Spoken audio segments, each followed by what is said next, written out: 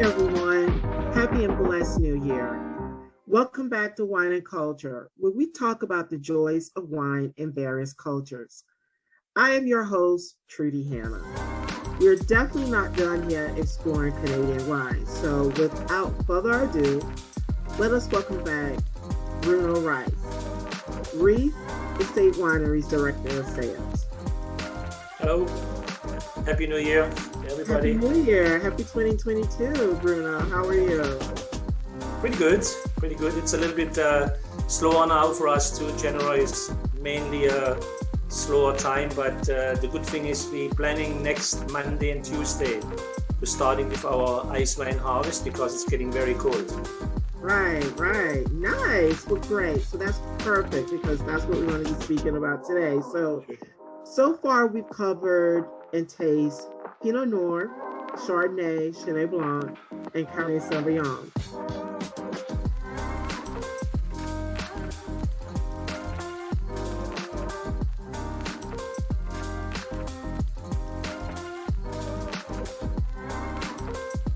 Can you tell me a little more about the Riesling? Sure.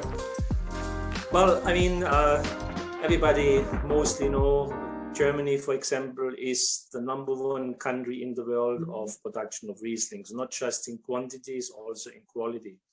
And every year I have, with even our own agency, we have so many different Rieslings. And I always try to get from each region, starting from the Mosel, Rheinhessen, Rheingau, and also from the Palatine, Baden, what is the southern part of Germany. All these Rieslings have a very distinctive taste. They are similar in taste, but also some of them, they're a little bit more mineralic. Some of them, they have a little bit of petrol. We call it petrol taste. Don't think about petrol is negative in the wine world. I don't like the word petrol, but it's in the wine world, we say petrol, right? Exactly. So what you can see here, our Riesling, this is our entry-level Riesling, the wines we producing the most. The acidity is around 7.6 grams, and we have 11.5% alcohol. And also, what is important in this wine too, this one is more an off-dry Riesling, and the sugar, the residual sugar on this one is by around 12 grams. What makes this wine more, a little bit more fruitier. We have actually 3 clones for this wine. The Rheingau clone, the clone what we have here in Ontario, and then also we have a clone from Alsace, France. Alsace also in France makes some fantastic Rieslings. Canada, of course, one of the top, I would say 3-4 countries in the world, producers of Rieslings, and there's a little bit in the United States too. New Zealand also as a new world wine country, producing some outstanding Rieslings. The Riesling, actually, we call it in Germany the king of the white wine grape. Everybody thinks about it's Chardonnay, but it's not. It is actually the Riesling. And there's a reason why, because the Riesling is actually the only wine it matches to each kind of food. Even with meat, the Germans, even they eat a steak sometimes, they go and start with the Riesling and then follow up with a more full body red wine like the Cabernet Sauvignons or the Shiraz or the Cabernet Franc, right? The typical greenish yellow color on the wine. The wine has a beautiful taste, a nose of green apples, pear, apricots a little bit, right? And so soon the wine is getting in a certain age, in a certain stage of age, the wine is getting more this petrol taste, what you guys already know. Right. So, let me ask you one question. So, I know there's, like 5 types of Rieslings, and my German is not great at all. So if you can help me out with that, I appreciate it. You have the Cabernet, the Cabinet. And Cabernet Icewine, Beerenauslese, Trockenbeerenauslese, yeah. So this is the category of the wines. It has something to do also with the sugar. When the sugar is getting higher, like for example, the ice wine or the Trockenbeerenauslese, they are the sweetest one, of course. The Auslese is has mostly bricks. The bricks level of the wines is actually the must weight. And we call it bricks in Canada. In Germany, we call it Öxle. The difference is about the one bricks is 4.25 Öxle. So this is the calculation, you know. And we in Canada call it bricks, especially when we're selling our ice wines to the United States. So we have actually put on the back label, not just the importer, we have to put also in the back label bricks at harvest. So that's the law from the Americans, right? From our big brother. And so we're doing it, and it's actually good for the people to know how high is the sugar level on the wine. But once again, it is all natural sugar. There is no sugar added, no chapterization, because this is, especially for the ice wine, this is not allowed, right? For other wines, you can do it, but not for the ice wines, right? So, and then once again, you start with your quality wine, premium Proligoin, Cabernet, Auslese, Beerenauslese, Trockenbeerenauslese ice wine, you know. So, and then of course, it's also depends on the pricing too, you know. I mean, a Trockenbeerenauslese in Germany, we call it here a dry berry select. In Canada, there is a couple wineries, they tried it before, but nobody actually, when you put this on the label, understand what it is. And so we leave it up to the Germans when we keeping focus on our ice wines, right? Right. Okay, nice, great.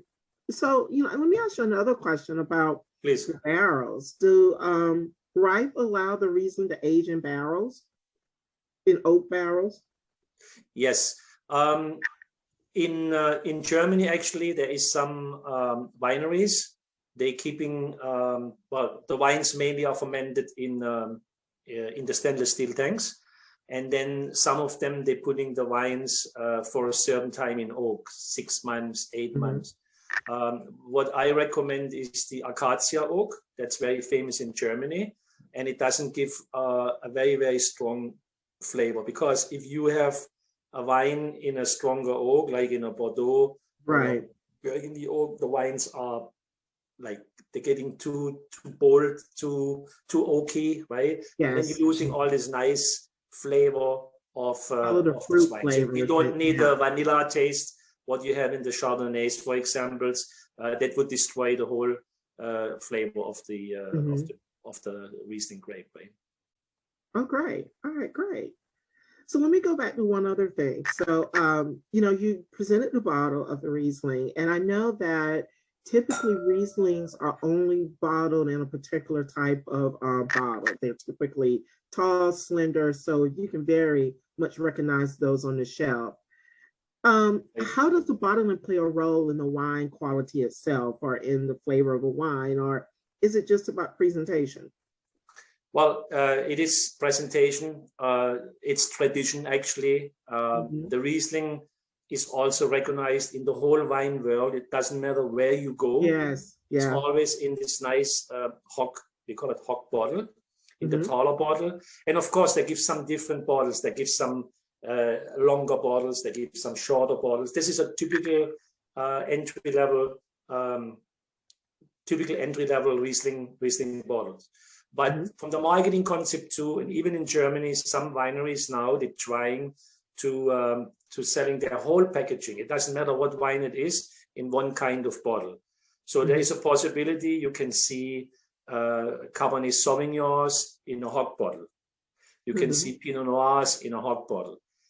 Me personally, I'm not a big fan of this, because I think the certain wine should be in the certain bottle.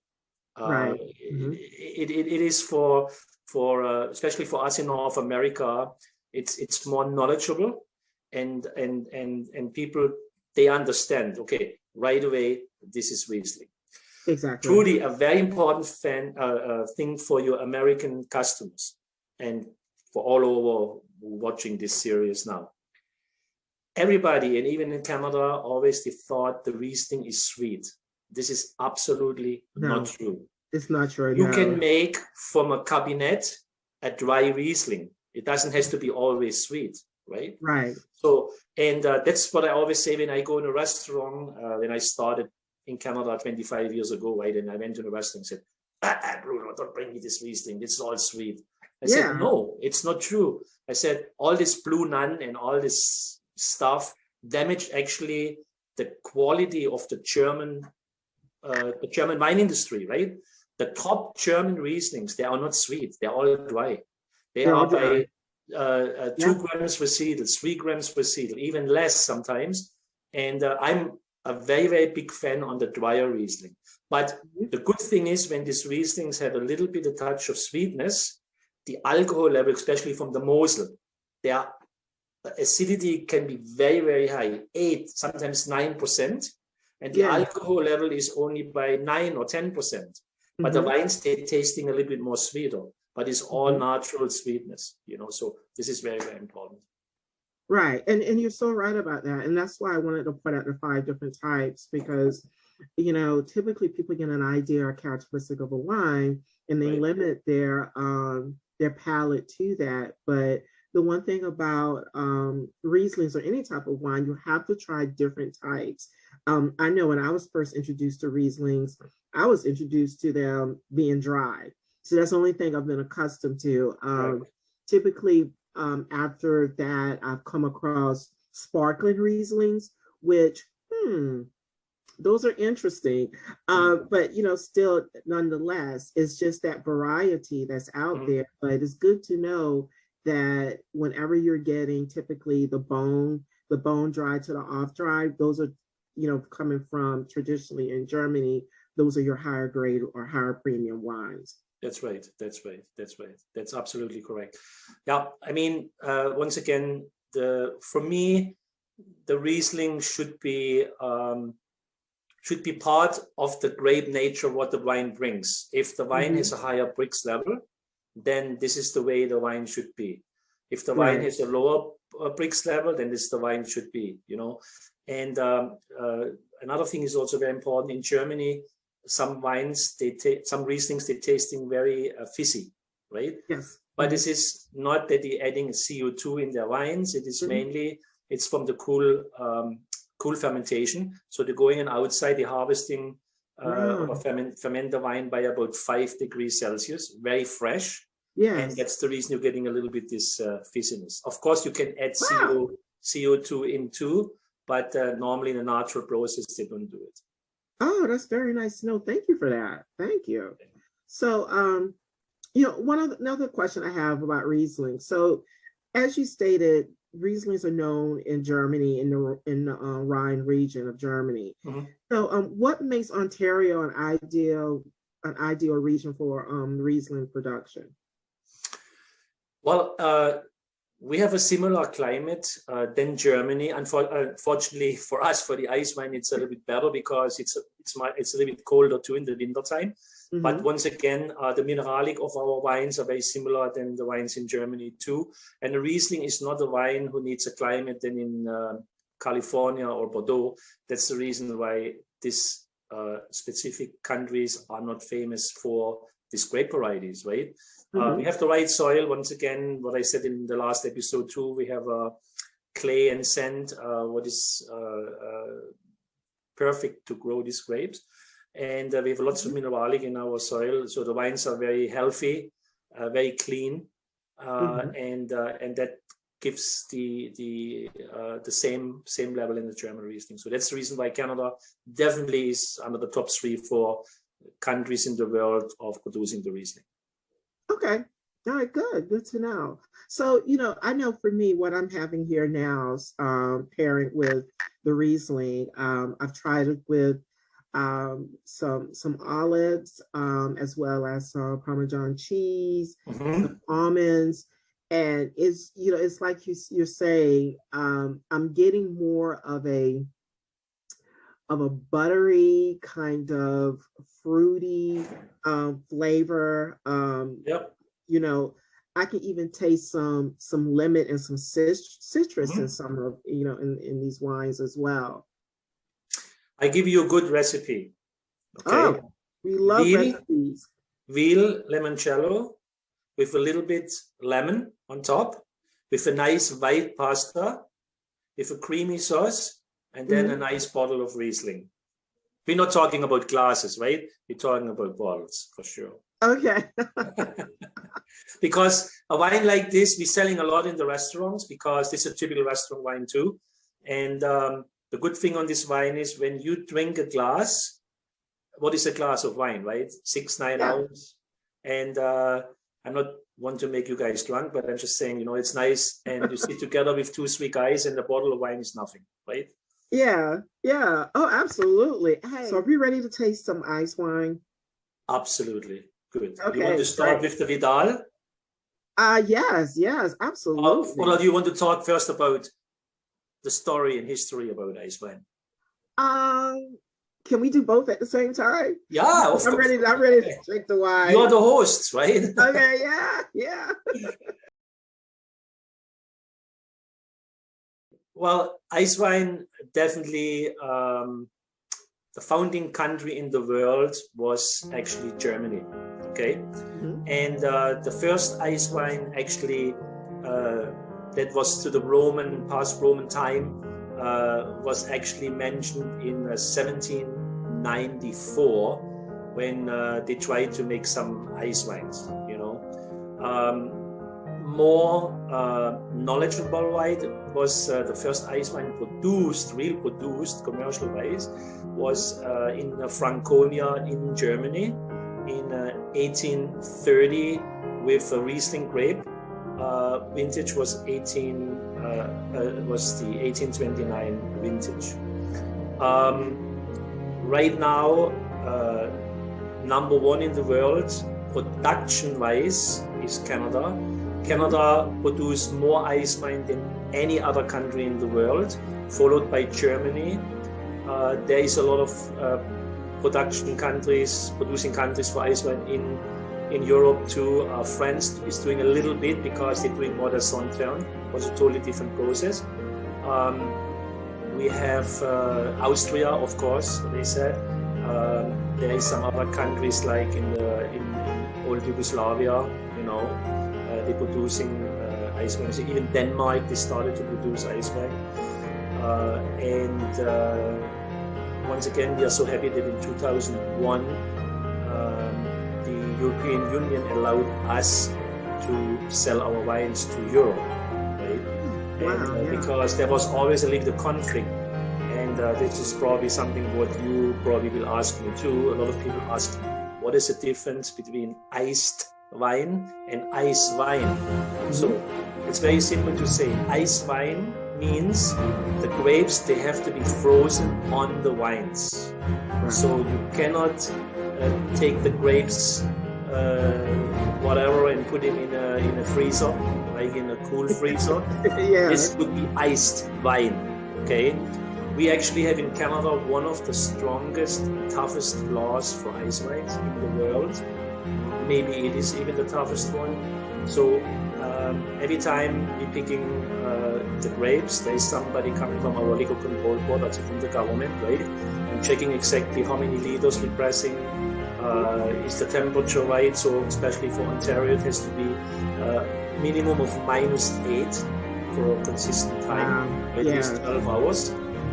We normally waiting 8 to 10 minus, right, Celsius, and then we're pressing the grapes by about -8, and so we hopefully Monday, Tuesday, because we can start hopefully this year a little bit earlier. This the earlier you can do, you're not losing too much because the birds coming, and they love the grapes, right? So, yeah. So that's very, very important, you know. And some countries they did this iced wine, very, very cheap, and then people saying because they didn't have the knowledge, oh, why is this so cheap? And why ice wine is so expensive, right? So it's totally different. So we are not allowed to do this, and even in Germany, they are not even allowed to do iced wine. It's At all. totally not allowed. No, it's Oh, forbidden. wow. Yeah. Yeah. Oh, wow. That's interesting. So grape varieties, of course, Germany, they're very, very expensive ice wines because Yes, they they are are. producing less than what we produce. And their main grape variety for sure is Riesling. We have actually 3 different grapes. I want to talk about the first one. The first one is our Grand Reserve Vidal Icewine. Vidal is a very similar grape to the Riesling. It's a bigger grape and has a very thick skin, what is actually protecting, the wine is not getting rotten too much, so, and it's not getting too much fungus in. And that, so we can keep this wine for longer time. Some other grapes you have to harvest much earlier or you lose everything, right? So very, very sweet grape too, very tropical, almost like taste almost like honey, and that's the reason why when you taste our wine and the eyes and you say, oh, is there honey in? Oh, no, it comes from the grape, right? It's the grape, yes. And also very important is the glass, right? So don't put the ice wine in a glass like this, put it always in a smaller glass. First of all, you're not drinking this like a shot. Tossing it back, yeah. That's right. So you have to enjoy it, right? And it's just beautiful, beautiful nose of tropical flavors, mango, honey, what I said, a little bit apple too, a little bit pear, right? And this ice wine had about 40 bricks, so average. So you need 35 to call it ice wine, and this one is about 30.9, 40, on this level. And it's just great. I personally recommend with this a nice strong blue cheese, like a Stilton or a Danish blue cheese. I would not go for the foie gras, for the goose liver, because it would be a little bit too sweet, right? But that's what I do. Or you drink it on your own, right? Yeah, especially you have a nice girl, or you take your wife out for dinner, and after dinner you have a nice ice wine at the end. You don't even need a dessert. You can have it on your own, right? Exactly. Although I have to admit, I am pairing it with a nice cheesecake with a truffles on top, chocolate truffles. And it's amazing because you have that bitterness from the chocolate and the sweetness from the wine. It's just complements it so well. And then with the cheesecake is giving off that, sometimes cheesecake can kind of hit you a little too sweet. And it's really interesting because with the wine and the cheese and the cheesecake is not too sweet. It's balancing itself. Also, the process is not ice wine. The process is actually not too easy because you have to find the right time, right? And that's what I said in the beginning, a couple of minutes ago. Desto earlier you can harvest, desto better, desto more quantity you have, right? So we're producing this year, I think we're doing around 14,000 liters. But we had also years we did 25,000 liters, but we have a little bit on stock too, because we're always trying to do more ice wine. Definitely in the States, our top customers in California are Costco. Want to be selling a lot of ice wine, right? So I make a little bit advertisement for people. Hopefully we can get it at Atlanta or the Georgian Costco's too in the future. Hopefully somebody's listening, right? Right. And it's going very well, right? I show you. It comes in a tube, and comes in a nice, beautiful tube. So it's a nice packaging, right? And very nice for Valentine's Day gift, right? Oh, fantastic. Yeah. So Bruno, so with that being said, and I know Reif is like one of the top producers of ice wines. What are some of the awards that Reif ice wines have received? So in general, we won over 400 awards with our wines. And of course, the ice wine, 75% or 80% was ice wine, right? Because that's where we are very known for. We won twice in England at the International Wine Spirit Competition. That's the most recommended, highest competition in the world for wines. We won the double gold, means as the best Canadian producer, and for the best dessert. I won it twice in London, England, right? Also, we won in Wien, Italy, also the grand gold medal for our ice wine and the trophy. That was in the 90s, right? It was amazing too. We are very happy with these awards. And then, once again, there's so many awards we won. I don't even can count it anymore. Looks a little bit arrogant, right?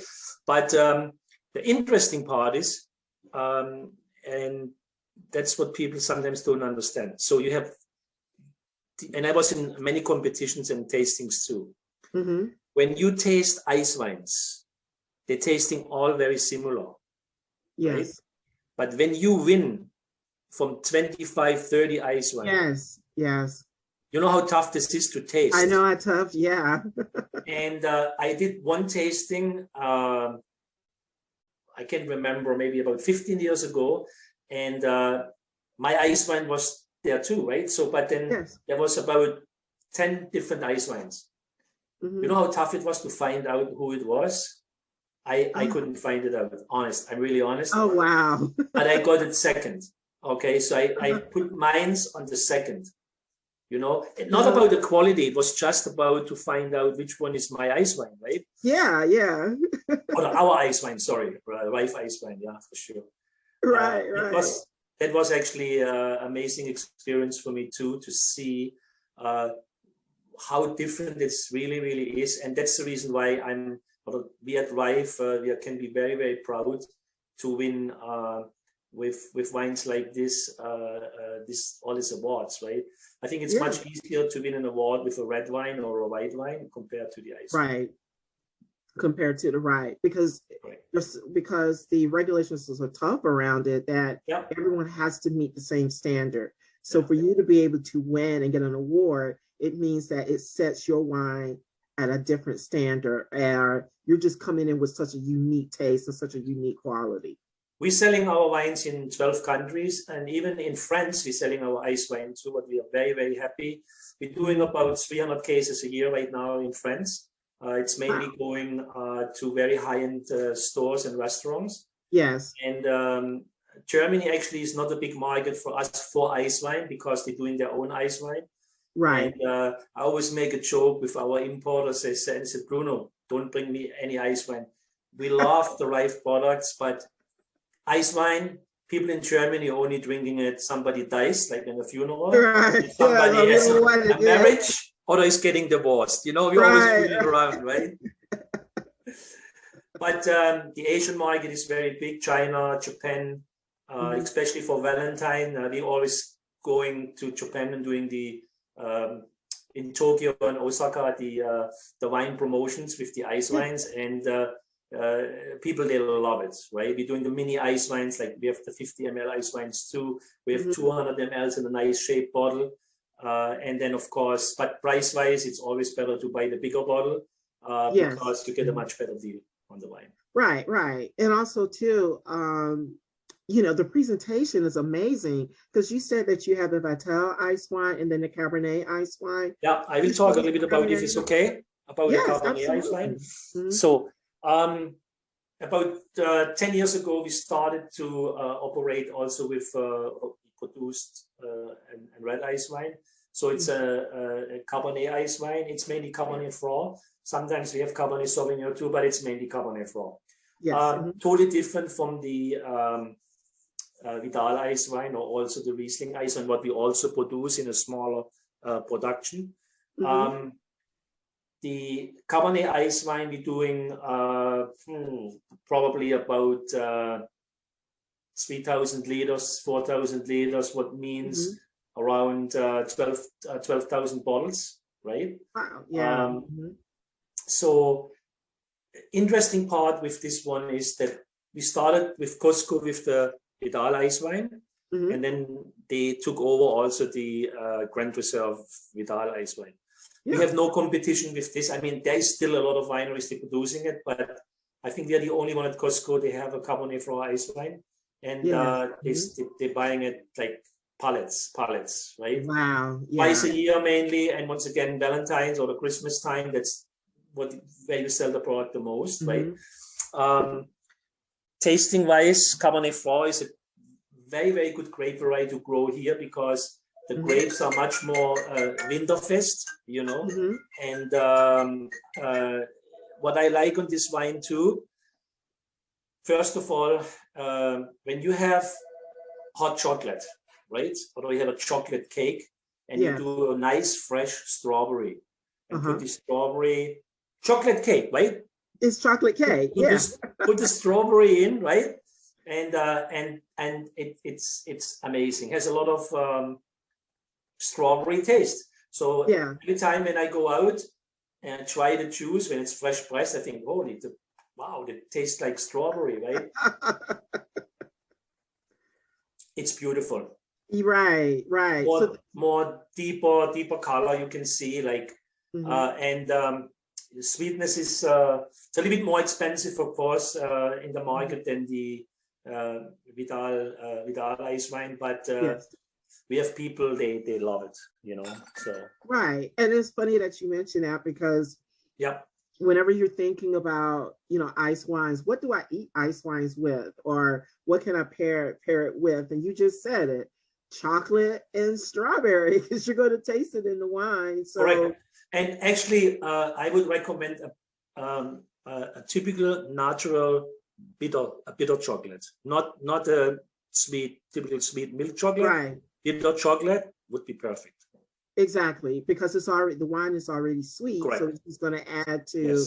It's not going to take away the flavor from the chocolate. And the alcohol average on ice wine on the Vidal or the Riesling, what we're also producing, and the Cabernet, they are around by 10-11%. You know, that's what we're always keeping, you know. So right, gotcha. It's not too high in alcohol too, compared to a spirit, right? So it's much easier to drink, and it's healthy because it's not sugar. What is added? It's natural sugar, and it's not allowed, right? Yeah, it's natural sugar.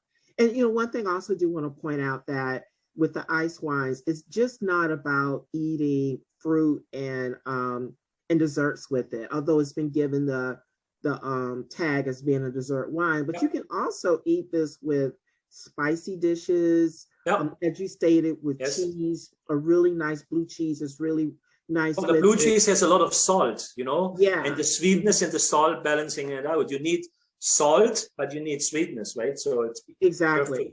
So I have that perfect, perfect combination with that. I've also really enjoyed having ice wines with a really nice mild fish. Okay. Not anything real strong, just, you know, a really nice mild fish goes well with that. Or, you know, like Bruno stated, drinking it by itself, it can be its own dessert in and of itself. And it's healthy. It's good for you. Hey, absolutely. That's right. So good. Thank you so much, Bruno, for such a wonderful chat and an amazing wine tasting. Thank you for having us. Yeah. Thank you. Yes, always a pleasure having these with you. And thank you so much for bringing your knowledge, you know, about Reif and about wines in and of itself. It's so appreciated. It's my pleasure. Thank you. To all our American friends, of course, and hopefully they have the chance to try some of these amazing wines, you know, and Absolutely. To all wine lovers out there who are watching, if you are in Georgia, you can find retailers to purchase these wines. For our retailers and distributors, if you have any questions on how to get them placed in your market, comment down below. We'll definitely reply to your chats, or you can visit our website at www.pieimports.com. Thank you for watching. Please like and subscribe to my channel, and don't forget to press the bell icon to get new video updates. See y'all. Thank you again, Bruno. I so appreciate that. Happy New Year. Hopefully a COVID-free year. Okay. Absolutely. Yes. Thanks for Stay positive. Okay. Yes. Yes. Yes. Yes. Good. Okay. Happy New Year. Thank Stay you. blessed.